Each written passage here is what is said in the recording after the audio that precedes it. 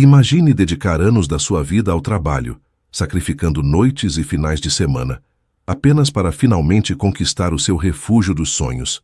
Foi exatamente o que eu fiz, mas o que deveria ser o meu santuário de paz e renovação logo se transformou no palco de uma invasão descarada, arquitetada pelas costas do meu próprio casamento. Quando minha sogra anunciou que estava de malas prontas para tomar posse do meu lar, acreditando que eu simplesmente baixaria a cabeça e iria embora, ela cometeu o maior erro da sua vida. Em vez de aceitar a derrota, decidi que a recepção deles seria algo que jamais esqueceriam. Antes de começarmos essa história incrível, não se esqueça de curtir o vídeo, se inscrever no canal e contar pra gente nos comentários de onde você está ouvindo essa história. O cheiro de salitre sempre foi a minha âncora invisível. Durante os últimos 12 anos da minha vida, eu fui prisioneira do asfalto quente e dos arranha-céus espelhados da Avenida Faria Lima, no coração financeiro de São Paulo. Trabalhar como auditora contábil sênior em uma multinacional exigia muito mais do que apenas o meu tempo. Exigia a minha sanidade e a minha alma.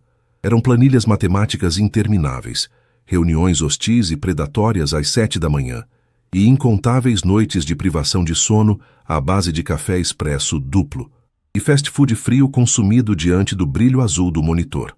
Eu economizei cada centavo, cada bônus de final de ano, cada comissão suada, enquanto as minhas colegas de escritório torravam seus salários exorbitantes em bolsas de grife europeias e viagens luxuosas de inverno. Eu guardava o meu dinheiro em aplicações seguras. O meu objetivo sempre foi absurdamente claro e inegociável: comprar uma casa de praia. Não qualquer casa, mas um refúgio absolutamente isolado, onde o único som que me acordaria seria o quebrar agressivo das ondas nas pedras. Quando o meu nível de estresse atingiu o limite fisiológico, diagnosticado pelo meu cardiologista como um severo burnout, eu soube que era a hora exata de parar. Pedi demissão sem olhar para trás. Abri mão de uma carreira meteórica e de um salário astronômico, mas recuperei a minha vontade de respirar. Foi então que encontrei a propriedade perfeita, encravada em uma encosta escondida de Ilhabela, no exuberante litoral norte paulista. Custou muito dinheiro, um valor pesado que saiu integralmente do meu suor, da minha conta bancária individual. Murilo, meu marido há 4 anos, nunca foi um homem poupador. Ele é arquiteto, mas passa muito mais tempo sonhando acordado com projetos utópicos do que efetivamente fechando contratos reais que paguem as contas. Quando anunciei, durante um jantar, que compraria a casa à vista, ele franziu a testa. Disse que era uma loucura juvenil imobilizar tanto capital de uma vez, sugerindo que deveríamos investir na startup de um amigo dele. Eu bati o pé com a força de um trator. A casa seria minha. E foi. O contrato de compra e venda e a escritura lavrada em cartório tinham apenas e exclusivamente o meu nome. Uma pequena precaução burocrática que logo se tornaria a minha maior e mais letal salvação. A viagem de carro até Ilhabela foi como uma travessia terapêutica para uma nova dimensão. A descida sinuosa pela rodovia dos Tamoios, com a serra majestosa coberta por uma neblina rala de fim de tarde, e a Mata Atlântica exalando aquele cheiro úmido, terroso e denso de vegetação molhada pela garoa, lavou o peso dos meus ombros. O porta-malas do meu carro estava carregado até o teto com caixas. Murilo havia dito, na noite anterior, que precisaria ficar na capital por mais 2 dias para finalizar a entrega de um projeto importante e que me encontraria no final de semana. Não questionei. Ter 48 horas de solidão absoluta, de silêncio inviolável no meu novo paraíso, me soava como um presente generoso do universo. Quando finalmente girei a chave e destranquei a porta de madeira maciça de demolição da casa, uma lufada de vento quente e carregado da maresia do oceano me deu as boas-vindas. A sala de estar tinha imensas janelas de vidro temperado que iam do teto ao chão, oferecendo uma vista panorâmica assombrosa de um mar azul marinho profundo. O piso de cimento queimado estava deliciosamente frio e áspero sob a sola dos meus pés descalços. Deixei as chaves caírem sobre o granito da cozinha com um tilintar metálico e caminhei em transe até o deck de IP. Fechei os olhos com força e respirei fundo, enchendo os pulmões de ar limpo.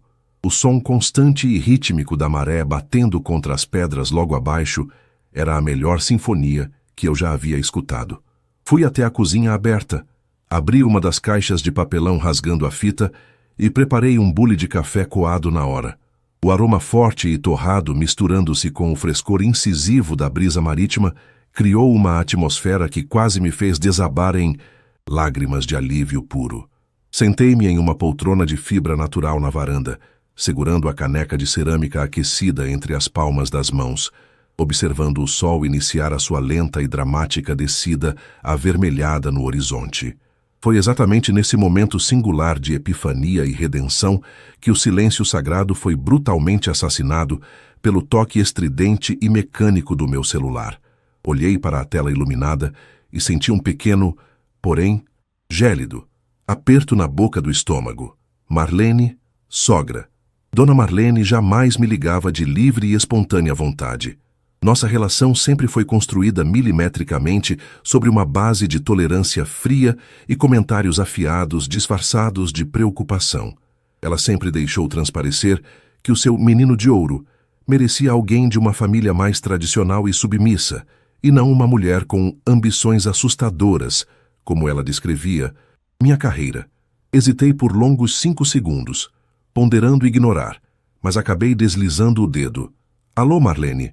Aconteceu alguma coisa? Perguntei, forçando as minhas cordas vocais a manterem um tom civilizado.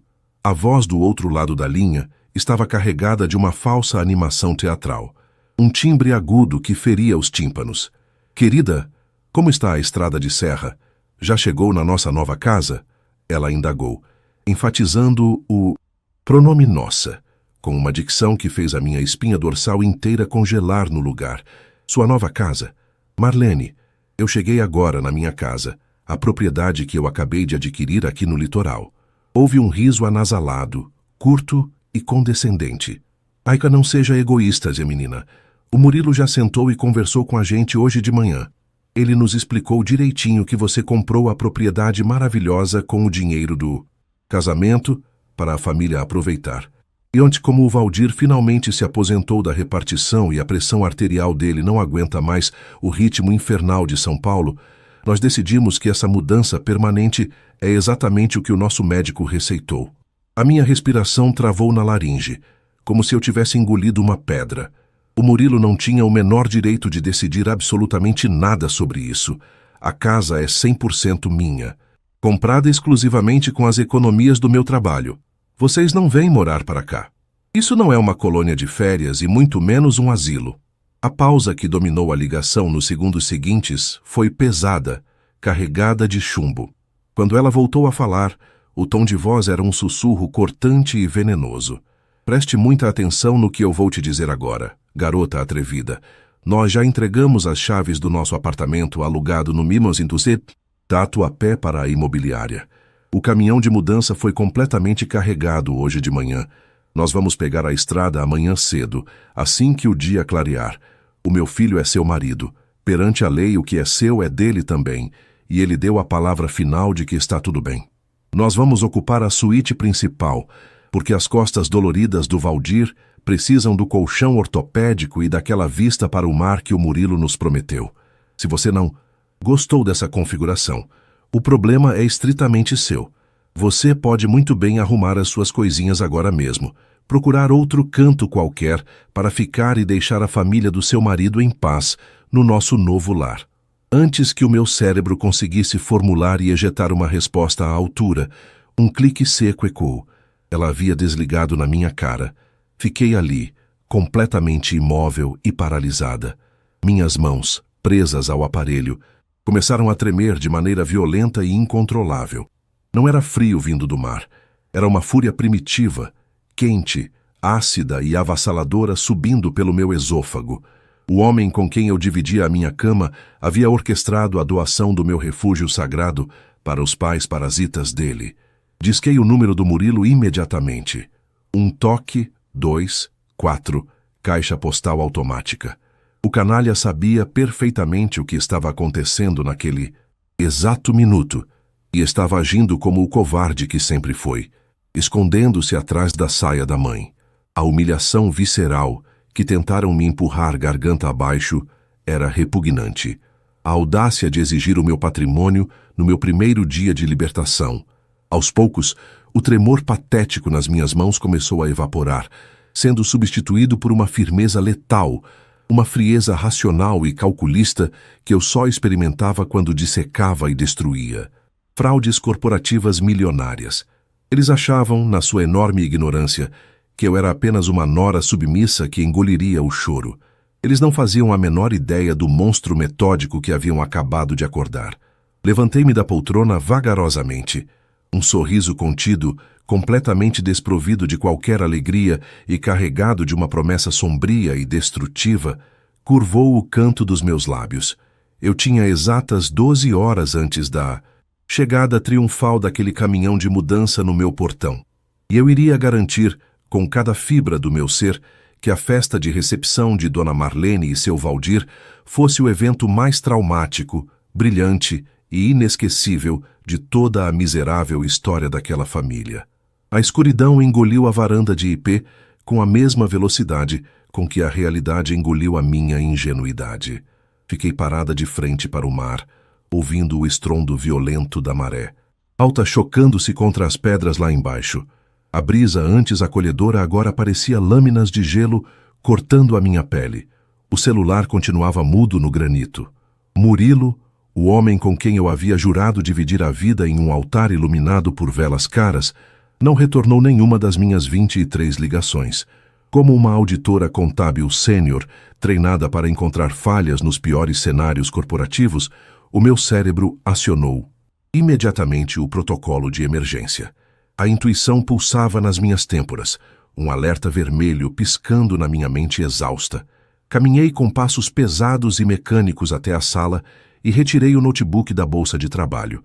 Sentei-me no chão frio de cimento queimado, cruzei as pernas e abri a tela, que iluminou o meu rosto com um brilho azulado fantasmagórico. Acessei o aplicativo do nosso banco, indo direto para a conta conjunta que mantínhamos para emergências graves. O saldo atual, em letras pretas e frias na tela brilhante, era de exatos R$ 14,30. O meu estômago despencou violentamente. Um gosto ácido de bile inundou a minha garganta, amargo e cruel. Abri o extrato detalhado dos últimos dias. Lá estava a prova inegável do crime, registrada com a frieza de uma transação eletrônica. Uma transferência via TED, no valor de 95 mil reais enviada para a conta de Marlene Albuquerque, a minha sogra, a mulher que amanhã invadiria a minha casa de luxo. O meu marido não apenas havia doado o meu refúgio suado pelas minhas costas, ele havia financiado toda a mudança e o conforto dos pais, roubando o nosso dinheiro. A dor da traição é profundamente física. Ela rasga o peito, esmaga os pulmões e faz as extremidades do corpo formigarem em agonia. Mas, curiosamente, o choro não veio. A tristeza paralisante foi instantaneamente incinerada por uma fúria branca, pura, analítica e avassaladora. Peguei o telefone novamente e disquei o número da única pessoa no mundo capaz de transformar a minha raiva em munição letal. Clarice, minha melhor amiga desde a faculdade e uma das advogadas de família mais implacáveis de São Paulo. Ela atendeu no terceiro toque, a voz abafada pelo barulho animado de um restaurante caro, na capital paulista. Amiga, eu estou no meio de um jantar chato com clientes. O que pegou para você me ligar a essa hora? Ela perguntou, o tom mudando imediatamente para a apreensão ao ouvir a minha respiração pesada. Clarice, eu preciso de um favor urgente. Para a primeira hora de amanhã, o Murilo roubou todas as nossas reservas financeiras, transferiu tudo para a mãe dele e mandou os velhos se mudarem de mala e cuia para a minha casa nova aqui em Ilhabela. O silêncio do outro lado da linha foi denso e ensurdecedor. Quando Clarice finalmente falou, o tom era de gelo absoluto. Você está brincando comigo? Ele limpou a conta e mandou a bruxa da Marlene invadir a propriedade que está 100% no seu nome, comprada no regime de separação total de bens? Confirmei com um monossílabo seco, sentindo as unhas cravarem na palma da mão. Perfeito, ela sibilou, como uma predadora. Eu estou saindo deste restaurante agora. Vou para o meu escritório. Me dê 2 horas. Eu vou redigir a petição de divórcio litigioso mais brutal de toda a minha carreira. Farei um pedido de bloqueio de contas por fraude patrimonial e uma notificação de expulsão imediata. Imprima tudo na sua impressora portátil. Nós vamos destruir aquele parasita e a família dele. A parte legal estava perfeitamente garantida, mas eu ainda precisava de apoio tático no campo de batalha. Eu estava sozinha em um terreno enorme e isolado, no meio da mata litorânea. O relógio de parede marcava 23 horas e 30 minutos. Procurei na lista de contatos e liguei para o Sr. Jairo, o corretor de imóveis Caiçara, nascido e criado na ilha, que me vendeu a casa semanas atrás.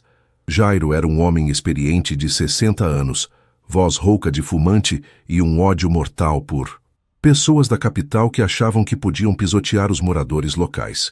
Ele atendeu com voz embargada de sono.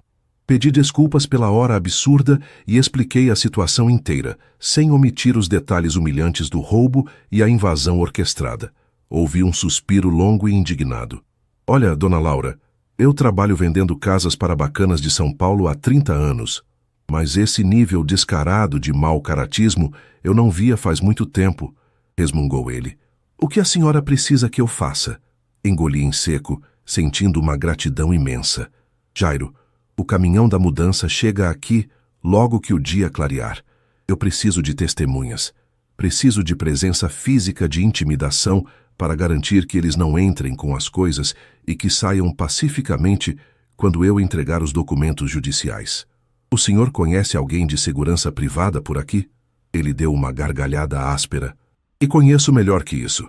Meus 2 sobrinhos, o Tiago e o Robson, são seguranças licenciados.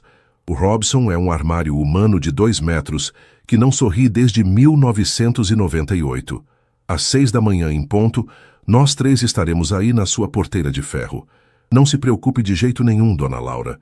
Ninguém vai pisar no seu chão amanhã sem a sua expressa permissão. Agradeci com a voz finalmente embargada. Combinei o pagamento generoso via Pix pelo serviço de urgência e desliguei. O meu exército estava formado. O resto da madrugada interminável foi consumido por uma preparação maníaca. O barulho rítmico da impressora portátil, cuspindo as 24 páginas da petição de divórcio e as notificações extrajudiciais, parecia a trilha sonora perfeita para o funeral do meu casamento falido. Organizei todos os documentos em pastas pretas, rigorosamente, alinhadas sobre o balcão da cozinha. Minha querida sogra não queria uma recepção familiar memorável. Ela a teria em grande estilo. Puxei a pesada mesa rústica de madeira de lei para o centro do deck, bem de frente para a vista deslumbrante do oceano. Peguei a minha melhor toalha de linho branco importado, as taças de cristal e o meu jogo favorito de pratos de porcelana. Fui até a despensa e cortei generosas fatias do pão artesanal que eu havia comprado na balsa de travessia. Coloquei frutas frescas e manteiga cara com flor de sal. No centro exato da mesa exuberante, posicionei uma pequena lousa de giz, onde escrevi com caligrafia impecável: Bem-vindos ao fim da linha. Posicionei 3 cadeiras confortáveis. Em frente a cada lugar, uma pasta preta e pesada descansava silenciosamente sobre a porcelana, apenas esperando por seus ilustres convidados de honra. Quando o relógio de pulso marcou exatas 6 horas da manhã, o som pesado de uma caminhonete a diesel rasgou o silêncio sereno da serra. Era Jairo, fiel à sua palavra, acompanhado por Tiago e Robson, 2 homens imensos vestidos com camisas polo pretas, calças táticas e coturnos milimetricamente engraxados. Jairo me deu um abraço apertado de solidariedade, o cheiro de loção pós-barba popular misturando-se agradavelmente com a brisa do mar. Nós vamos ficar posicionados logo atrás do portão, dona Laura. Quando a patota chegar, a senhora dá o sinal. Nós abrimos, deixamos o veículo entrar no pátio e trancamos o cadeado por dentro logo em seguida. Eles não vão ter para onde fugir sem escutar tudo, instruiu Jairo, com um brilho de justiça vingativa e cruel nos olhos escuros. Sentei-me na cadeira principal da mesa do deck, a xícara de café quente fumegando entre as minhas mãos, trêmulas pela cafeína.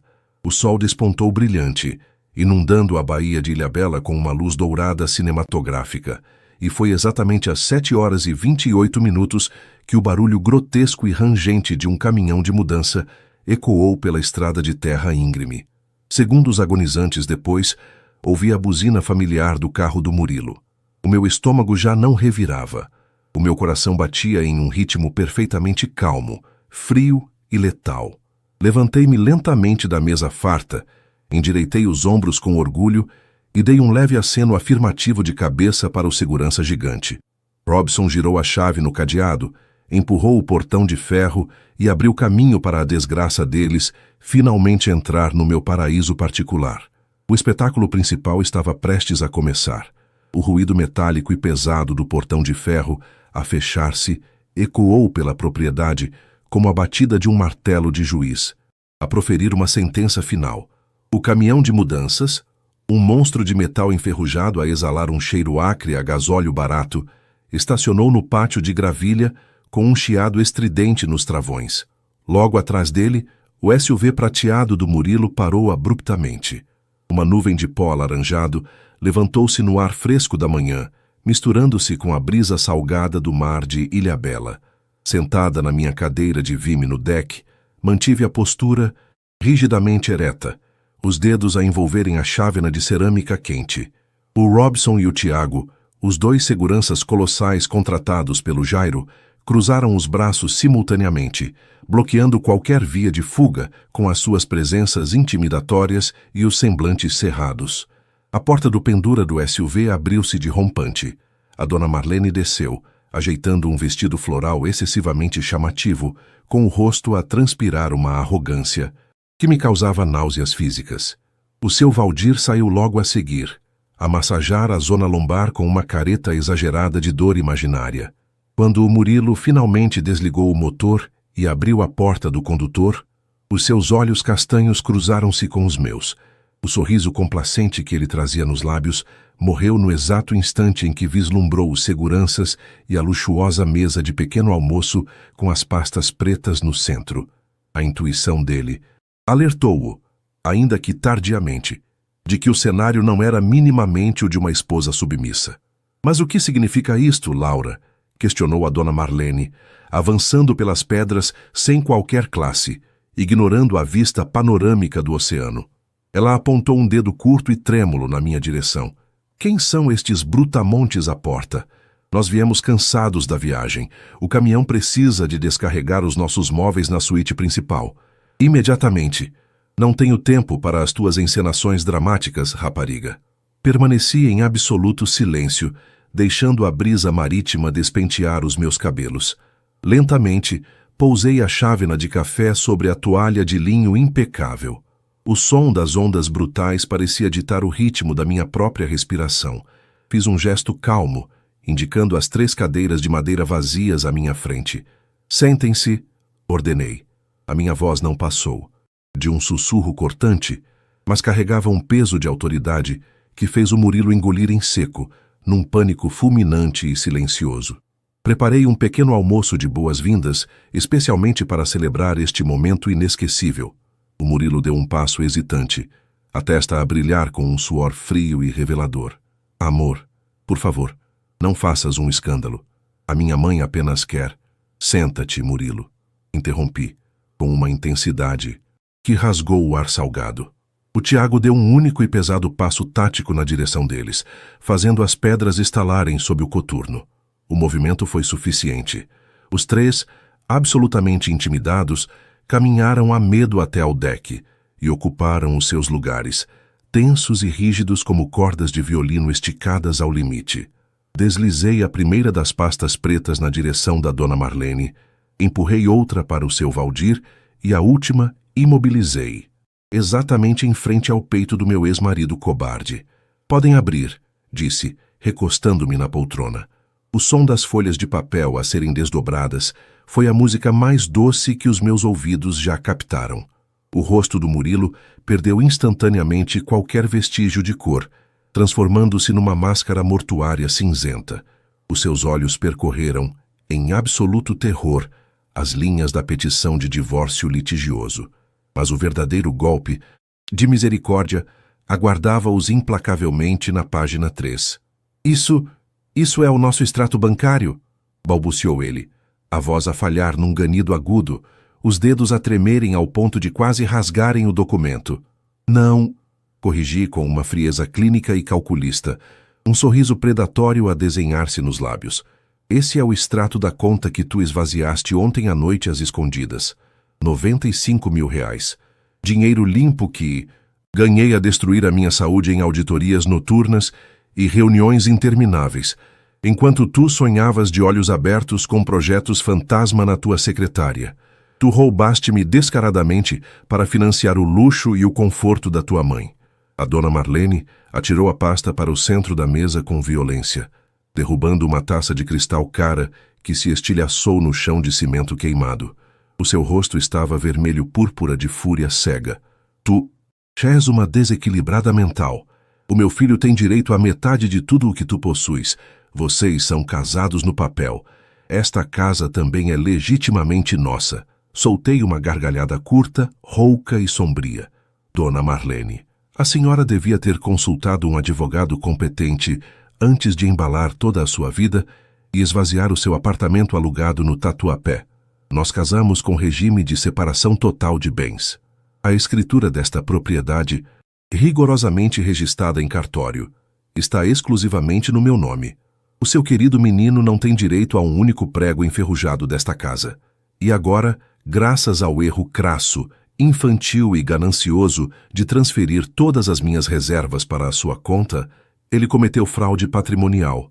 Inclinei-me ligeiramente para a frente, fixando os olhos humilhados na minha sogra. Vocês têm exatamente 10 minutos para dar a volta com esse caminhão repugnante e desaparecerem da minha serra. Caso contrário, os meus seguranças vão retirar-vos daqui à força, e a próxima viatura a entrar por aquele portão será a da Polícia Civil, com um mandado direto por roubo financeiro e invasão.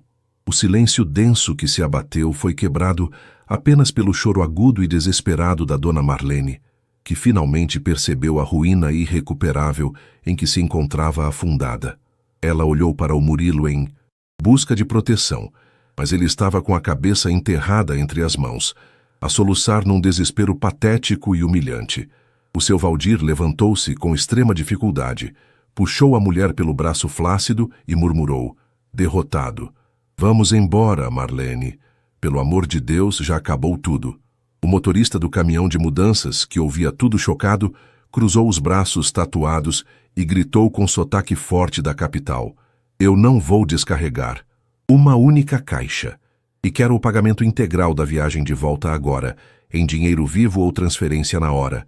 Senão, os vossos móveis velhos ficam todos apreendidos no pátio da minha transportadora." A humilhação foi indescritível e absoluta. Assisti, vitoriosa e implacável, à retirada patética dos parasitas.